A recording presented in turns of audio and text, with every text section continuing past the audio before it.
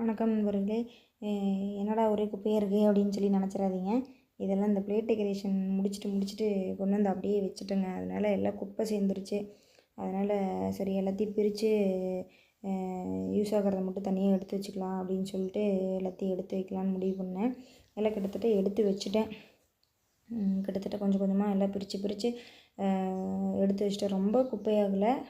அது என்னென்னா, இப்போ ஒரு ஸ்டோன் எடுத்துட்டோம்னா இந்த பாக்ஸில் கொஞ்சம், அந்த பாக்ஸில் கொஞ்சம், அந்த பாக்ஸில் கொஞ்சம் அப்படியே டக்குன்னு பண்ணுறோமா. நானும் அக்காவும் தான் பண்ணுவோம். நான் ஒரு பாக்ஸில் கொஞ்சோண்டு கொட்டி பண்ணிகிட்ருப்பேன். அக்கா ஒரு பாக்ஸ்லேருந்து எடுத்து பண்ணிகிட்ருக்கோம். அப்புறம் அதை அப்படியே மாற்றி வச்சு எல்லாம் கலைஞ்சு இருந்துச்சு.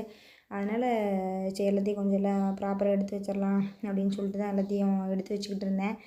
கிட்டத்தட்ட எல்லாத்தையுமே முடிச்சுட்டேன். எல்லாமே தனித்தனியாக எடுத்து வச்சுட்டேன். இந்த மாதிரி ஸ்டோனு,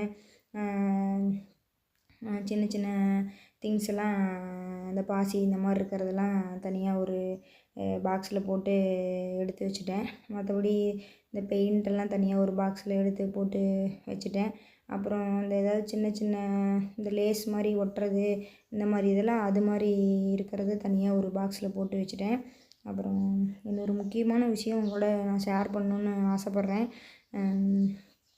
நான் உன்னால் முடியும் அப்படின்னு சேனலுக்கு நேம் வச்ச காரணம் என்ன அப்படின்னா, இந்த உன்னால் முடியும் அப்படிங்கிற வார்த்தையை கேட்டாலே சில பேருக்கு ஒரு நம்பிக்கை வரும். கேட்டாலோ பார்த்தாலோ நம்பிக்கை வரும். ஏன்னா எனக்கு 100% அந்த மாதிரி இருந்துச்சு. அதனால் எனக்கு உன்னால் முடியும் அப்படிங்கிற அந்த வார்த்தையே எனக்கு ரொம்ப ரொம்ப பிடிச்சிருந்துச்சு. அதனால சரி நம்ம உன்னால் முடியும்னு நேம் வச்சுக்கலாம் அப்படின்னு சொல்லிட்டு தான் நான் சேனலுக்கு உன்னால் முடியும் நேம் வச்சேன். அப்புறம் ஏன் இப்போ டெய்லரிங் வீடியோஸ் போடுறதில்ல அப்படின்னு சொல்லி நிறைய பேர் நினைப்பீங்க. இப்போது கன்சீவாக இருக்காங்க. அதனால் ஃபஸ்ட்டு சிசேரியன் தான். அதனால் இனிமேல் ஸ்டிச் பண்ண வேணாம் அப்படின்னு சொல்லி சொன்னாங்க. நான் மறுபடியும் டாக்டரை கேட்டேன். அவங்களும் ஏதாவது லைட்டாக அடி வயிற்றில் பெயின் இருக்க மாதிரி இருந்துச்சுன்னா ஸ்டிச் பண்ணாதீங்கப்பா, வேணாண்ணா கொஞ்ச நாள் தானே விட்டுருங்க அப்படின்னு சொல்லி சொன்னாங்க. சரி நம்ம இன்னும் கொஞ்ச நாள் தானே, அதுக்கப்புறம் நம்ம மறுபடியும் தைக்க தானே போகிறோம் அப்படின்னு சொல்லிட்டு தாங்க கொஞ்சம் ஸ்டாப் பண்ணி வச்சுட்டேன்.